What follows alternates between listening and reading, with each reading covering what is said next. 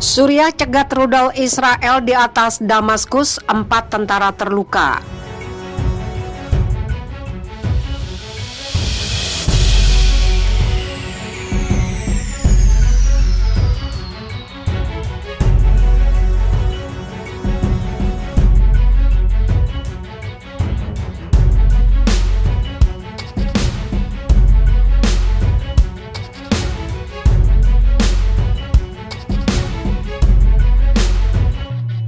Pertahanan udara Suriah berhasil mencegat dan menghancurkan rudal yang diluncurkan oleh Israel dari arah Lebanon dan dataran tinggi Golan menuju ibu kota Damaskus. Demikian laporan kantor berita Suriah SANA.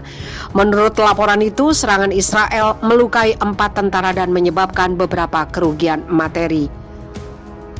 Sekitar pukul 12.56 hari ini,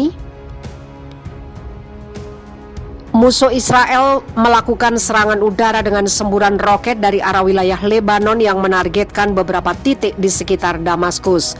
Pertahanan udara kami menghadapi agresi dan menjatuhkan sebagian besar roket, tulis SANA mengutip sumber militer Suriah yang dilansir dari Al Arabiya Kamis 8 April 2021.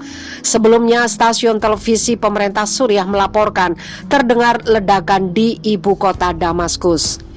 Media pemerintah Suriah menyiarkan rekaman saat pasukan Suriah menembakkan pertahanan udara dengan cahaya terang terlihat menembak di langit malam. TV Al-Manar dari Lebanon mengatakan melihat roket pertahanan Suriah mengejar sebuah pesawat militer Israel di daerah perbatasan dan ledakan terdengar di seluruh Lebanon. Militer Israel tidak segera mengomentari serangan terbaru itu. Israel secara rutin melakukan serangan di Suriah sebagian besar terhadap target yang berafiliasi dengan Iran sebagai upaya untuk mencegah musuh bebuyutannya itu mengamankan pijakan lebih lanjut di sepanjang perbatasannya. Iran memiliki anggota militernya sendiri serta pejuang dari berbagai negara yang bertempur dengan milisi yang didukungnya yang ditempatkan di seluruh Suriah. Pada Januari, Israel mengatakan telah mencapai sekitar 50 target di negara tetangganya itu pada 2020. Tentara Israel telah melakukan ratusan serangan udara dan rudal di Suriah sejak perang saudara meletus di negara itu pada 2011. Menargetkan pasukan Hizbullah Lebanon dan Iran serta pasukan pemerintah. Mencekam rudal Iran merusak kapal kargo milik Israel di Teluk. Satu kapal kargo milik perusahaan Israel rusak oleh serangan rudal Iran di Laut Arab pada Kamis 25 Maret 2021. Serangan itu dilaporkan Reuters berdasarkan berita dari Channel 12 atau 12 Israel. Kapal yang berlayar dari Tanzania ke India itu dapat melanjutkan pelayarannya, ungkap laporan itu. Menurut laporan, kapal tersebut dimiliki XT manajemen yang berbasis di kota pelabuhan Haifa. Reuters tidak dapat segera mengkonfirmasi insiden tersebut atau menghubungi pejabat di perusahaan untuk memberikan komentar.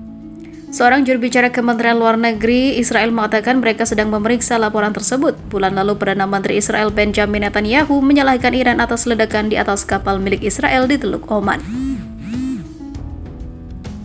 Kapal pengangkut kendaraan MV Helios Ray dihantam saat malam pada 25 Februari dan pagi 26 Februari oleh ledakan di atas garis air. Pejabat Amerika Serikat menyatakan ledakan itu membuat lubang di kedua sisi lambung kapal. Seorang pejabat Israel mengatakan ranjau limpet digunakan dalam serangan tersebut. Iran membantah terlibat serangan tersebut saat itu. Kami sangat menolak tuduhan ini, tegas Syahid Khatibzadeh, juru bicara Kementerian Luar Negeri Iran.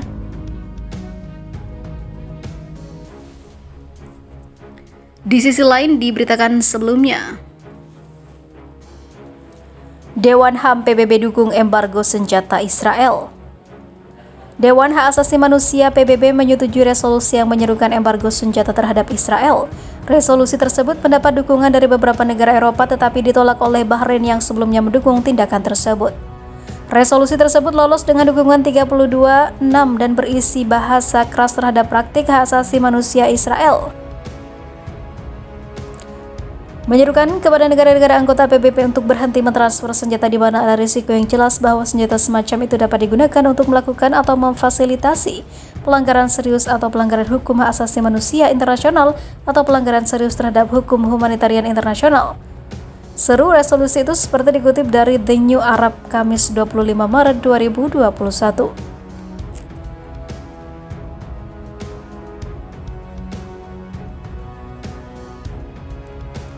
Secara total, 6 negara Austria, Brazil, Bulgaria, Kamerun, Malawi, dan Togo menentang resolusi tersebut, sementara Bahrain untuk pertama kalinya tidak hadir.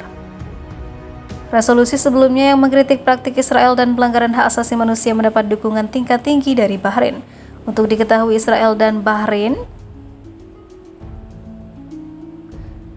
telah menormalisasi hubungan pada September 2020 lalu. Negara lain yang golput adalah Bahama, Republik Ceko, India, Kepulauan Marshall, Nepal, Filipina, Ukraina, dan juga Inggris.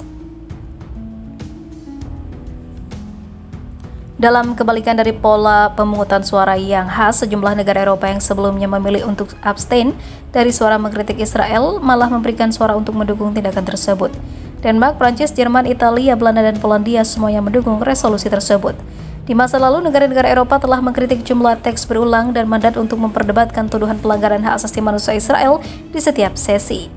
Penggabungan item 2 dan item 7 adalah agenda menghasilkan peningkatan dukungan untuk resolusi tersebut.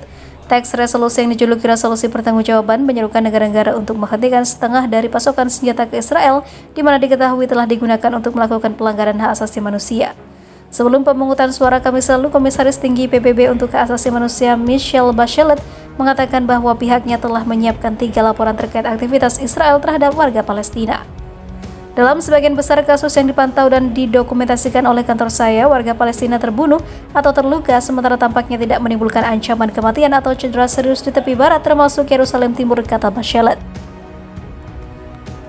Setelah pemungutan suara, utusan Australia Elizabeth T.C. Filsberger berbicara atas nama Uni Eropa berterima kasih kepada otoritas Palestina karena setuju untuk menggabungkan resolusi. Kami ingin berterima kasih kepada Misi Palestina atas keterlibatan dan upayanya dalam hal ini dan resolusi lainnya. Kami mengakui upaya besar yang dilakukan oleh Misi Palestina yang berharap untuk terus terlibat dengan mereka dalam semangat yang positif, katanya.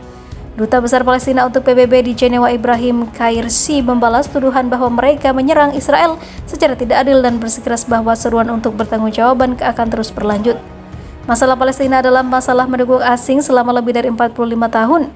Gagasan tentang akuntabilitas, pemulihan, dan juga reparasi harus menjadi masalah konsensual bagi semua negara, ujarnya. Sedangkan Duta Besar Israel Meirav Eilon Shahar mengatakan bahwa bahkan dengan penggabungan resolusi itu masih merepresentasikan bias terhadap Israel.